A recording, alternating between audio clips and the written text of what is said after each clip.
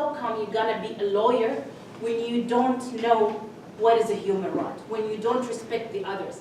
So when I first graduated and I went back in 2012 in Bahrain, as a student, I remember I will be sitting next to my colleague. I'm Sunni, he's Shi'i, and he's a Baha'i, he's a Christian. It was normal. This is a new Bahraini, I'm original Bahraini, so it was not a problem. But when I entered the class, I would see original Bahraini sitting that side, and I hate to say new and original, but this is the fact. And the new Bahraini at that side, Sunni, Shi'i, so the atmosphere was electric. It was not nice at all. You don't feel like you are in law school. So the legal clinic tried to find a way so the student will know the legal rights, their legal rights, how actually they practice them. So in environments with professional people will lead them how to do so, and at least will ease the tension that happened in Bahrain. So this was concerning the first one, which is the political reforms according to Sharif Basuni report. The other thing, as I told you, the educational outcomes. Our educational outcomes were really poor. You graduate without having any skill.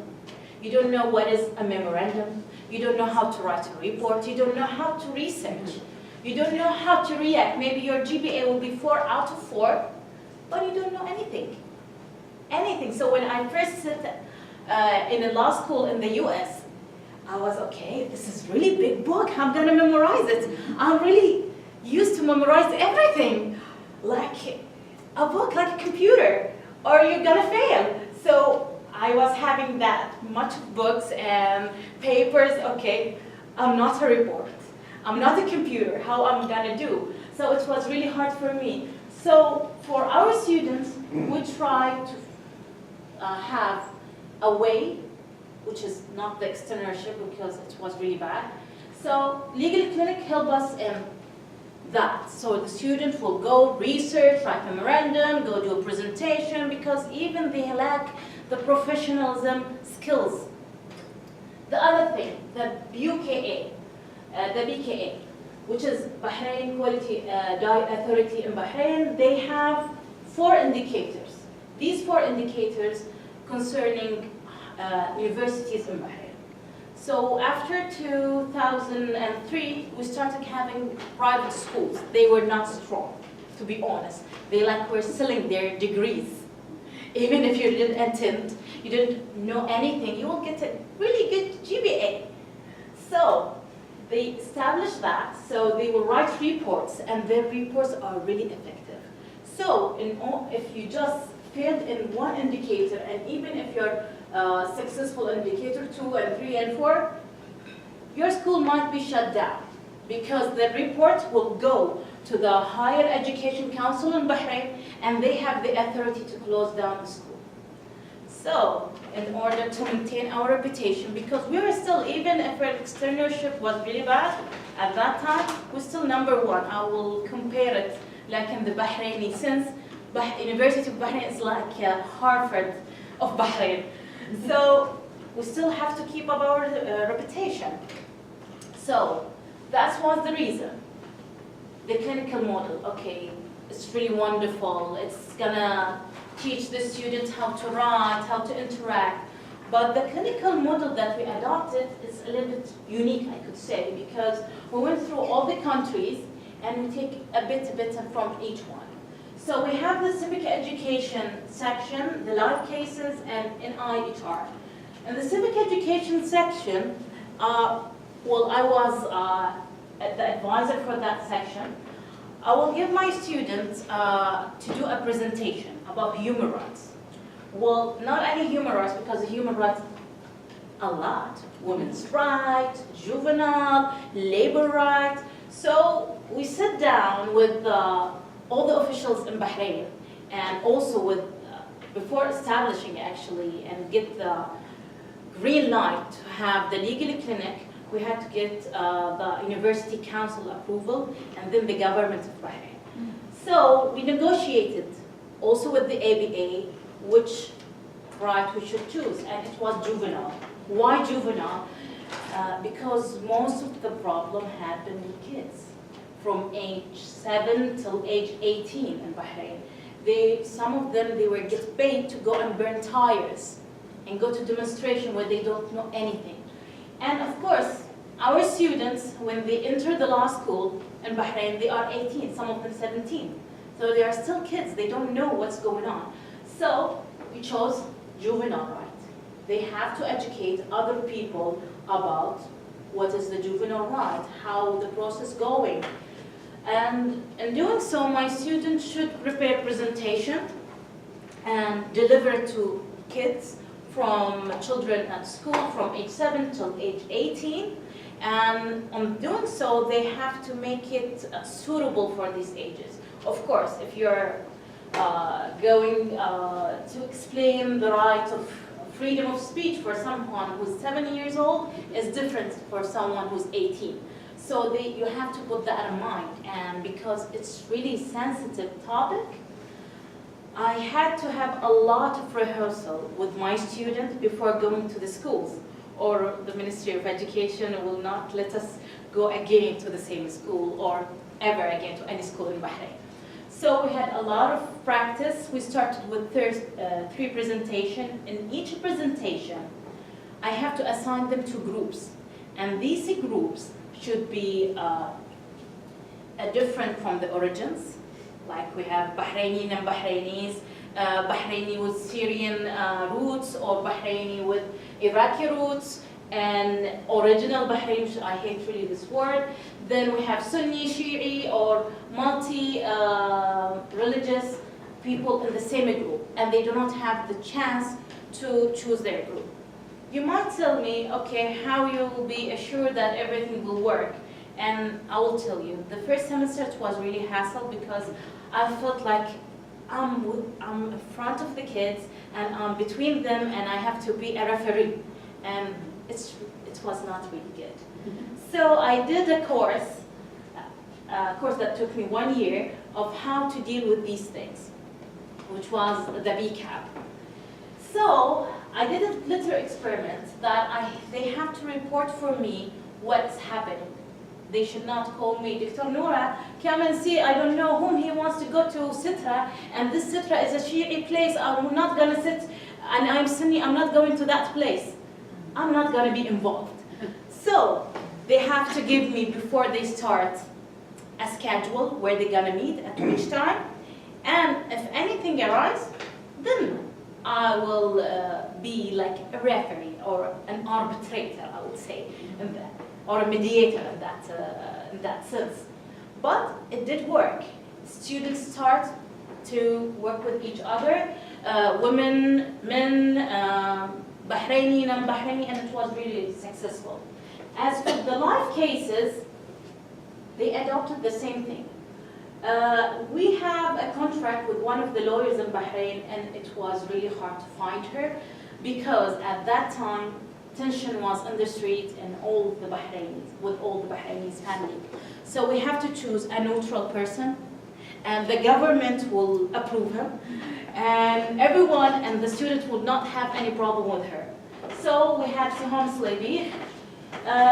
She's a young lawyer, and the same thing, she will take cases pro bono, which is concerning juvenile, but the problem is within the Bahraini law and most of Arab's law that you cannot, as a student, you cannot actually present a case in front of judge, and especially if you're a student and in a juvenile case, you cannot be in the same session, you cannot even be presented, or the session would be invalid. So they did everything. They did the interview, they did the memorandum, they did the research.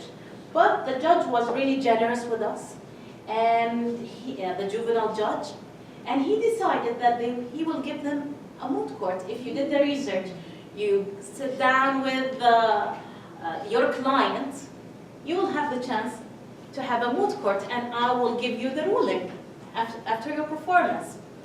Concerning the NIHR, which is the National Institution for Human Rights in Bahrain, It was established before the incidents in Bahrain in 2009 or 2008, and it do carry the responsibility of writing reports about human rights situation in Bahrain, receiving complaints, and follow up with these complaints in the appropriate entities and authorities.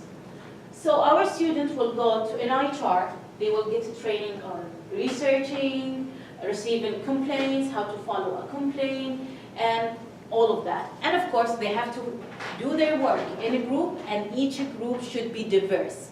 This was really essential. And in all of that, the key element was you should, if you want to learn something, you should try it, you should try to teach it to the others. And that was really significant for our initiative. So, how we did it first, as I told you, we identified the need.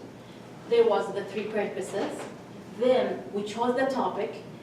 Of course, we have all the approvals from all the parties involved, but not only that, it should be a topic that matters. We have to find ways to achieve it. Okay, as Melissa said, if you went to her session, you cannot take something from US, copy-paste, and do it like in Bahrain or in Qatar or anywhere. So we make sure that we put in our mind the social aspect, the political, which was really important at that time, and the mindset of the people in Bahrain. And our audience, which is the university students and also the school students. The mindset in Bahrain, I will give you an idea, we have really diverse society. We have the people who are really liberal, we have the strict people, we have in all kind as you imagine, and it's multi-faith. We have Baha'is, Christian, Jewish, Muslims, everything we have in Bahrain. So we have to put that in our mind. And believe me, even if it sounds easy, it was not easy at all. We had to study everything. We sat with the government. We have to get their approval. We sat with the ABA. The ABA actually took the advisors and put them in a course for training. So I was trained by the ABA, and they sent me to Jordan to see their initiative and the legal clinic, how they operate. They have really successful one there, which is toward labor law, rights. So it involved a lot of money and a lot of hard work and study. So also we had to put our roadmap. Our roadmap was the intended learning outcomes. The intended learning outcomes, as you see, we have one general for the whole clinic, whether it was civic education, whether live cases, or NIHR. And from these, we have also specific one for each section. So these intended learning outcomes, they always change. Why? Because it is the Bahraini experiment, and it was the first time that we did it. There was no one in the GGC before us did it. So it was a practice of trial and error. And this is how we achieved it. In the civic education, we always emphasize on the students should know what are the situation of compliance and non-compliance with the law. They should know the international law, and they should know the local law, which is the Bahraini law. Why international law is important for us? Because Bahrain, when they sign a treaty and verify it, it will become part of our law, as any other law. So the judge can apply it. And also the lawyer, they can actually cite the CEDAW, or they can cite the treaty for protecting children, and so on. So they should know that. Before the legal clinic, pardon me to say, even the lawyers did not know that you can cite or you can rely on international law or international treaty once Bahrain have signed it. So that played a really big part on in our clinic. And that actually not only in civic education, it was also in the live cases and in the NIHR. This is very important, and I will tell you why after a while. But also we have to know in this section how to simplify the content of general provision to lay persons, because they are not lawyers. They don't know what is your right. They don't know what is freedom of speech, all of that. As for live cases, we always emphasize on the skills of research and legal references and skills of communicating and so on. But most of our ILOs, they are similar, but they have some distinguished depending on the section that we are trying to deal with. The NIHR, it was about international law, because also as an NIHR, they do write report and they submit it to international entities and organizations. So this was one of the most important things they should know, and how they have to try to publish a culture of a human rights and respect, because one of the duties of the NIHR in Bahrain is to promote human rights and educate people about it. So it was really important. So these are some pictures of what our students doing in each section. So let me tell you, all the sections, the 3 sections, the first 3 weeks they have to go through training about research, about how to have a communication skills. Then they go to their divisions. So in the civic education, they have to sit together, they have to practice for their presentation, as I told you, because we are going to schools. Then they have to get advisor and feedback, and the ABA helped us a lot in that, because our advisor, they are not they are not used to giving advice. Maybe you just go. That's why I asked in the book on the paper, is teacher center, we should abandon it or not? Is it the key or not? For us, it was teacher center. You just go there in the lecture, you will lecture the students. Okay, if anyone have a question, and most of them are shy, will not ask a question, and that's it. So even the advisor or the teacher himself does not know how to get or to give a feedback, and how to give, and like the sandwich, and how he do it. So when they start with the legal clinic, he will just negative, negative, negative, negative, and it will destroy the student, and he would like to withdraw. So we had to face that also with the advisor, and in the final project, because it's not only about presentation, in the final project they have to prepare a video about human rights in general, because they are also going through lectures. These lectures are not delivered by university professors, they are delivered by activists, by judges, by lawyers. And also they have to write a report about human rights. This is for the civic education.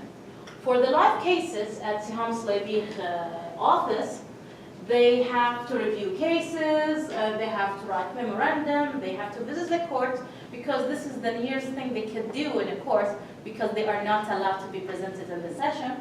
And they will have oral defense and client interview. And of course, their final project also video and writing a paper. In IHR, the same thing, writing report, drafting article, receiving complaints, and legal research. But also for receiving complaints, because you cannot always be sure that you will get a juvenile case or a juvenile complaint. So the employees were really generous with us. And what they did, some of them, they acted like they having a complaint, and the student did not know they are employees at the NIHR. So they were receiving their complaints, and sometimes some of them, they will bring their kids, and so on. So the key clinical elements of the legal clinic in Bahrain and the pedagogy, it was the number one, the indicator that we have, which is we have to follow from the BQA, which is the curriculum. We had a problem with the curriculum, but we were out of the hook at At that time I was studying because there was no PKA in Bahrain. But after that, you have to work on that. Especially for all the Bahrainis who came back from the United States, from UK, they have the job of developing the learning program. And of course, this will work with the intended learning outcomes that we always change and try to fix. And of course, it should be in the light of the reforms of the government. This is what we try to make, not only because it's a governmental thing. As a Bahraini, we're not used to have that separation. We're not like the other countries. We're not used to that. What happened in Bahrain, it was really sudden for us. We have a lot of mixed marriages, a lot. So when that happened in 2011, some people got divorced, which was really bad for the society. So we have to put in our mind all of these elements. So, the keys: human rights, our core, as the core of our initiative. The ideas we used to unite students. As I told you, the first 3 weeks, they have their classes together. So they have a retreat at the beginning, and this retreat, we focus and remind them with the things that unite us as Bahrainis and non-Bahrainis living in Bahrain. Like we ask them, in which country you are living, in which school you belong to,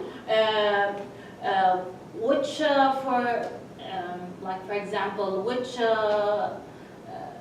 soccer player that you like, or something like that. We just remind them of the things that bring them together. Of course, we're not gonna choose Messi or Ronaldo. I don't know if they know them, because this will enhance and will make things worse.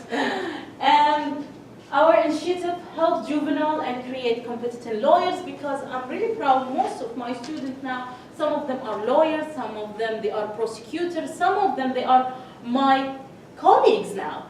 So this initiative helps the student themselves to how they're gonna handle their work, how they're gonna interact with the other people, and of course juvenile. Learning through doing, and in all sections in the legal clinic, whether life case in NHIR or civic education, they have to teach. So how come this is you can imagine it in the civic education, but how can we implement this in the life cases and the NIHR? Well, we have 3 round tables. In each round table, we choose one group. Like in that round table, the life cases will be talking about, they will explain their work to the other people who work on the other sections, how they operate, so they teach them. And we try them to have like transfer of knowledge.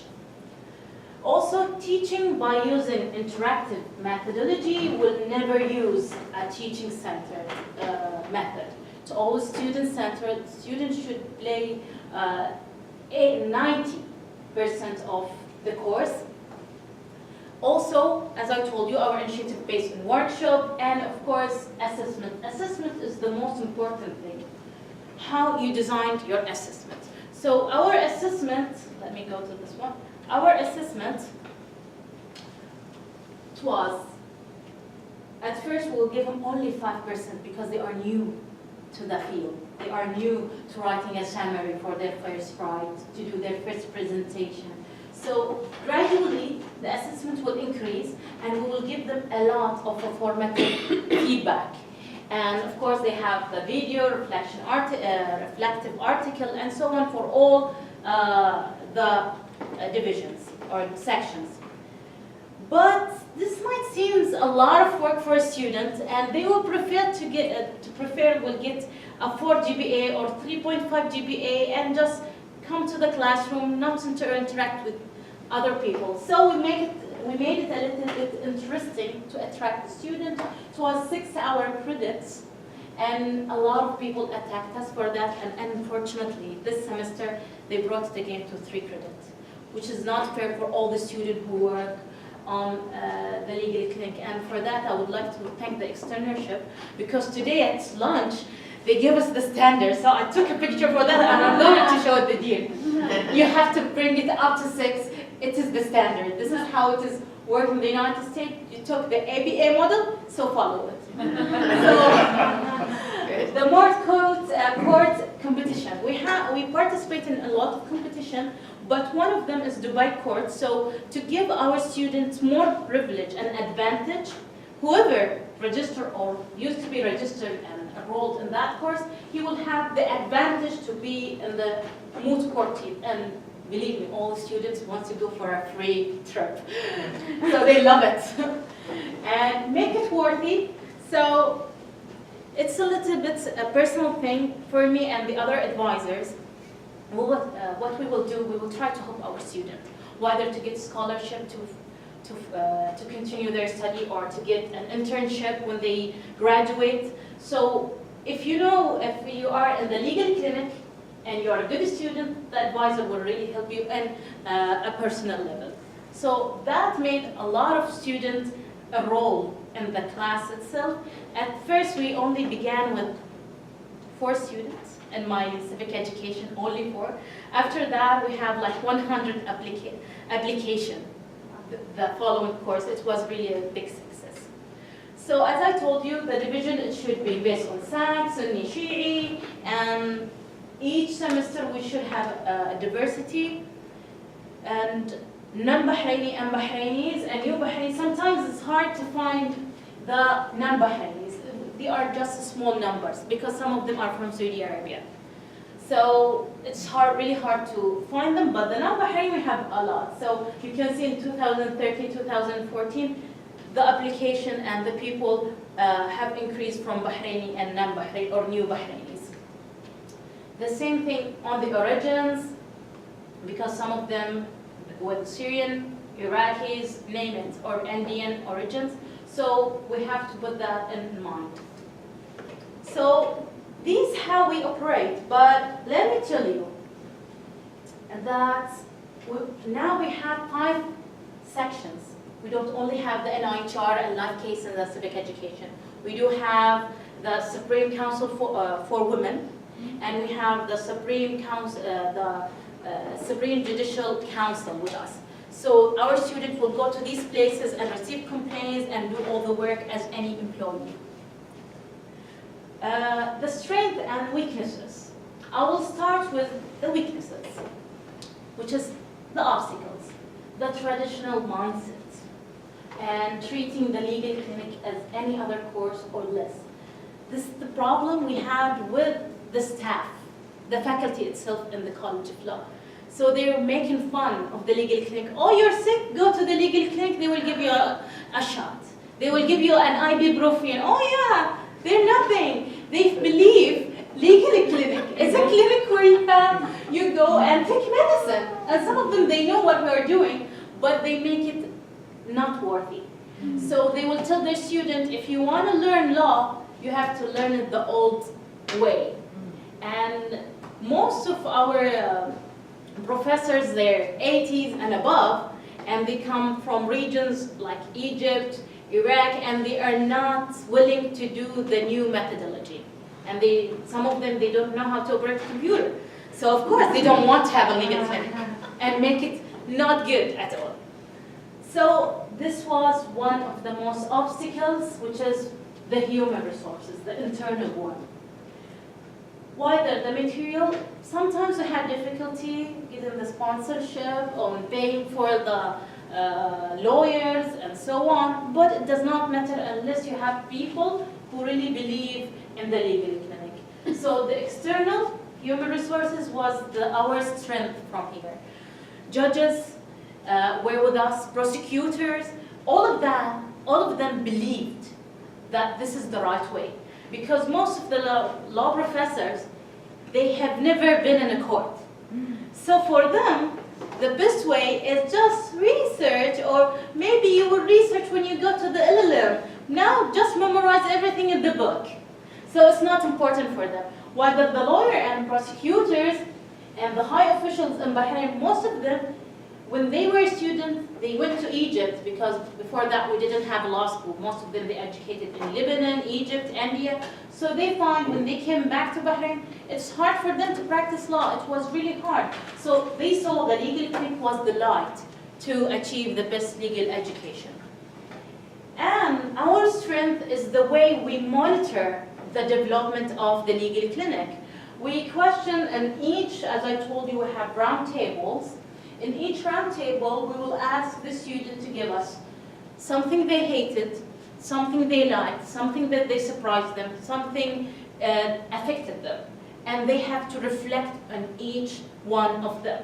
And the other student in other section will interact with that and also reflect on it. So the evaluation will be also completed by students. As I told you, it's a trial and error situation. So what do? We always continuously change our curriculum. We try to keep it up to date, and we see our clients, our customers, the students, and the employers that we have, the lawyers, the institution that we have relation with. So this was one of the most successful, let's see, advantage that we have that work toward our end. So this is the normal set that you can see in the law school in the University of Bahrain. You can see the one which wearing the qutra, he's alone. The other ones that they are wearing the t-shirt sitting alone. And the girls will be in really far. This is how they will sit. But after the legal clinic, the students and the advisor, they become one team. You can see all of them like standing next to each other. They didn't have any problem, which was really successful. And this was only the second batch. Now we have a lot. Some of them in this picture, they became prosecutors, lawyers, and very successful output that we have. Okay, we will have now a group work. I would like you, please. We don't have much numbers, so I will not divide you by numbers. I was planning to tell you to count 1 to 4, but we don't have much of audience. So please, in your group, in each side, grab a paper and try to think or to answer one of these in 5 minutes. Do you have a problem beyond legal education that externship or legal clinic might help now after you see the Bahraini experiment? Are you operating a similar externship or legal clinic? You might have it. I don't know about the US. Do you think you can employ the Bahraini approach and why? Yes, why, no, why? So please, 5 minutes just to discuss.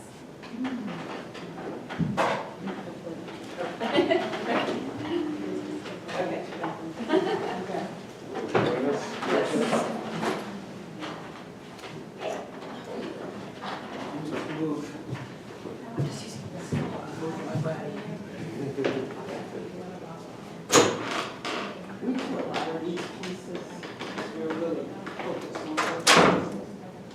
But they're separate.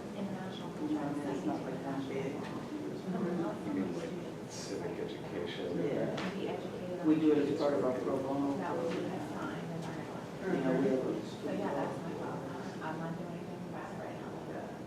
But they're not talking to each other. right.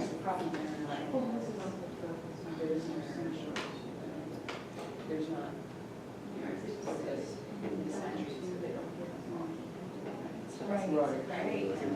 Human rights, yes. But the principles. But the principles. Yeah, The principles. rest of the world will. Right, how many, Right. that is the question. It's not, we're not training our students on the Case principles. work. Right. Policy, whether it's, how many do individual cases? Yeah. We will citizens for sure. Policy work We and actually have a civic education work as purpose. Yeah, no, but the students need self-select, so if they want that, then they'll take that. We actually have some But transitional justice, we have 2 human rights practitioners and 1 humanitarian. because we don't have clinics set. We don't have our house clinic.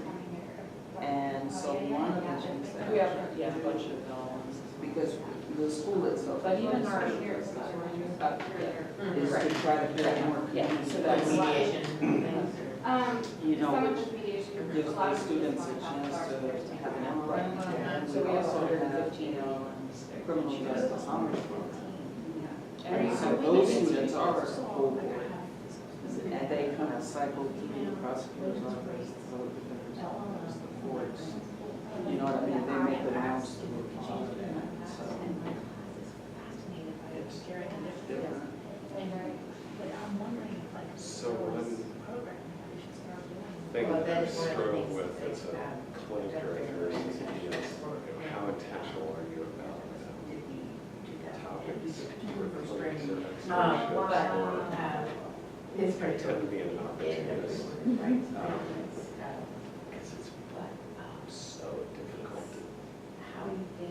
to say, here's an issue, just gonna go after, I'm gonna try it, make success, but now I kind of tend to look at what opportunities are popping up and arising.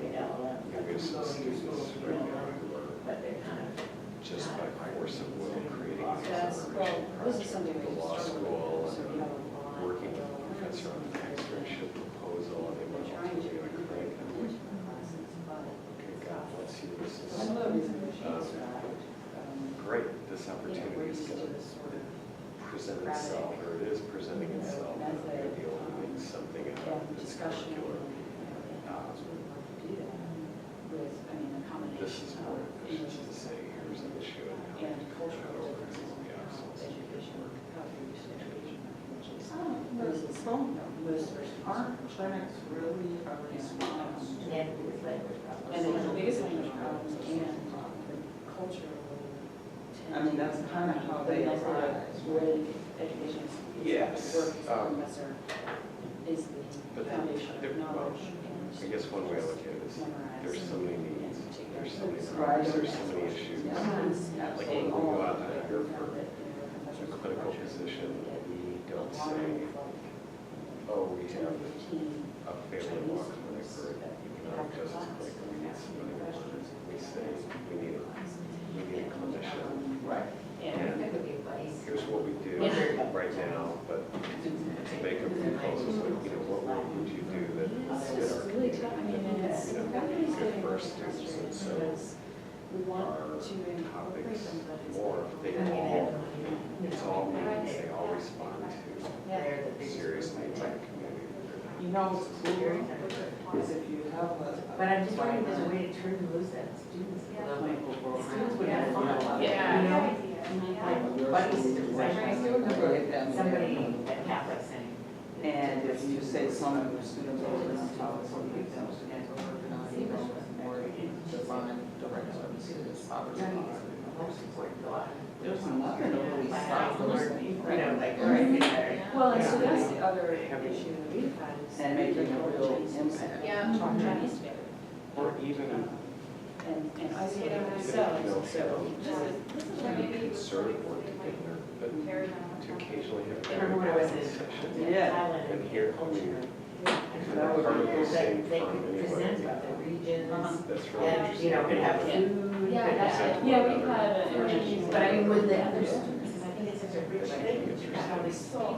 Yeah, well, and that's what we hope to have them bring to us. I remember the Vietnamese students, all the years I remember songs. Gosh, they were beautiful and they were this long dresses. And there were all these funky songs. And it's So Yeah. there's On the art side, the there's conversation internal overseas, law and so I think school, where the culture is going how on do we is get like, this division? and like, they're like, DOD schools, so what you would do. Yeah. One more minute and we'll start discussion. So, Yeah. The ways that I don't I think that it's so, you know, every like, single thing she said. so getting our students interested in the rest of the world. That's the problem. Yeah. I think it's American. Like Well, different I mean, I do. I think so. I think immigration would forget. student conflicts in our schools, It but makes me angry. Yeah. To be quite honest. Yeah.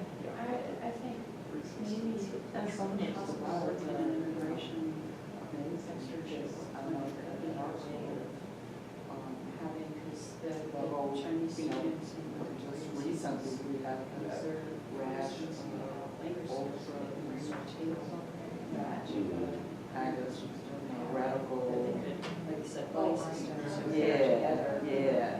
to And do like our school translation is, into our immigration forms. We're trying to start an and immigration. so the beginning of the semester, we I just know my own personal growth areas, like students starting to do it now. I mean, any place statements, you know what I mean? I'm just so much more interested in what's going on there in a way that I never was. I know what, I can visualize it. But it's similar, you know what I mean? Way, and I think the international law. How you create an environment. I agree. Whole history of neglecting and. So I think what I'm gonna commit to do. You know, more division and hatred. I do approach it that is touching on one class on the street and see if there's I think I've got to start some You know, you just put on a list of people who've done it, you know. yeah, right? We did a little screening of the best practice about trying to incorporate international students and stuff like that. So, Seattle, some University of Washington has done some stuff. And, I don't know, I'm sure there's many places that have done, we just don't have a big program, very specific to Poland. Yeah, we have a lot of Asian students that we have a relationship So with. I think what I want to Country in do. Georgia, And and, think about how we really can, Singapore. you know, create that condition to foster, you know, solutions to specific problems to our relationships, you know, between people who are not, may or may not be alike. I know in my learning and practice class, I deliberately do group work, assign people, and they have to, by the end of that class, honestly, everybody is Cool. because you're just creating That's an endorsement that we. kind of a lab for that to happen, you know, and when it clicks, it's really great. I mean, the shared immigration. It's been about 32. Yeah. Okay, which, is any of the groups would like to answer the first one? Please. Okay, so I will just tell you that your presentation has inspired me, and I think all of us have recognized that we are insular in our approach, and so the fact that you are pulling in international treaties, I think we have to start doing that. We are not educating our students on the treaties that we have signed, and they're not implemented as law, as you know, and so that is unfortunate for us, but we do think we can be training our students on the principles while we're going through different areas of law. So I'm going to commit to that. Okay. Well, and I don't know if I summed up everything. Well, else I said. I mean, a second thought we had is we have a lot of international students in our LLM program, and that we struggle with integrating those students into the classroom because of both language and culture. You mentioned issues about, like, you study the law, you memorize the law, and you just sit there and receive information. And so I think there are a lot of cultures that's how their legal education. And some of them, they are shy, that some of Right, them and are they're shy, and their shy. language skills, you know, Yeah. they're worried about talking in class and stuff, and so we've struggled with how to, and they all sit together, right? And so we struggled with how to. They don't mingle. With how to get them to work with American students and to have to bridge that divide, and also to integrate them into the culture of law school as it is in the United States, as opposed to the culture they originated from. And that's just something we struggled with. So I don't know if we're going to ideas yet, or just the problem that we're trying to solve. But building on that, I mean, I think your approach of being a student-centered teacher really changes. I mean, I've done a little bit of work in your region of the world, and done in Egypt and Jordan and Qatar and whatever. But that the students that sat exactly like you said, you know, the different groups, different places, but if you had them doing something interactive, they were, or a little competitive, they rose to the occasion, you know, I mean, and so it is like you just turn it over to them, they're surprised a little bit, but then they get into it. So I think maybe our LLM programs aren't doing that enough, you know, like they're using more traditional teaching methods. I also think you should introduce food. And food, we like food too. Second, okay, are you operating a standard externship or clinic program at your law school? I think what we figured out is that we don't have programs that incorporate everything that you're doing into one program. We have pieces of advocacy somewhere and pieces of, litigation, but we don't, it's not necessarily combined into one intense experience for the students. Is that correct? Right. It led us to wonder, you talked about how you get your students together, how you do your round tables, I can't remember what you called it, but I wonder how often people do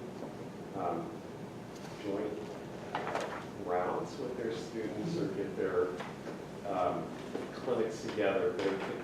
There are a lot of interesting possibilities there, which each of our clinics, and speaking very generally, tends to be insular. Maybe their own culture, like each clinic has Your their own culture. community, your own culture, your 6 or 8 or 10 people or however many in your clinic you meet together, but we don't cross-pollinate at the student level as much as your students do. They attack us from the faculty, they attack us because we do this round table. Because our aim was political differences. So that's why we had the round table. So we give them, it's not formal. Sometimes we give them some games they play as an icebreaker at the beginning. So most of the faculty, the old ones, they would say, this is rubbish, this is insulting for the law school. You should come and behave in a way that a law student will behave. And I don't know what, we're not in the courtroom. And they are still kids. They should feel like kids.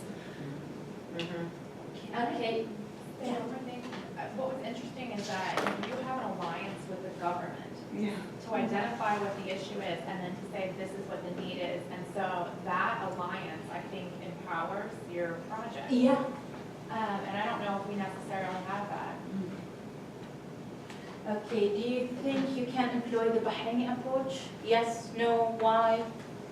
I love the, when you had the judge do the moot court for, because we always hear, we don't have a student practice rule, we don't have this, but just,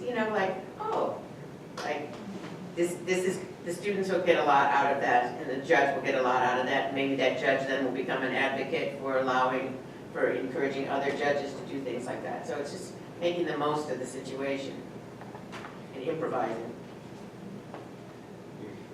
You made me think of a case I had, a Social Security disability case that a student worked up, and we went to a hearing, and I can't remember what the circumstance was, but the judge brought us in and announced that she had already decided that she was going to grant benefits. She might have called me in for a moment to tell me that, and then said, but your student prepared the case, your client is here. You're free to go ahead and have your student present the case. And my first reaction was, oh, that's so nice. And then I thought, oh my goodness, that client, I don't know what that client's going to say. We don't want to blow this. Said something that led the judge to say, oh no, I'm not. So I ended up declining, anyway, it's just fascinating that the judges offer that. Yeah. Thank you so much. If there's any question, I'll be really happy to answer it. Thank you. Thank you.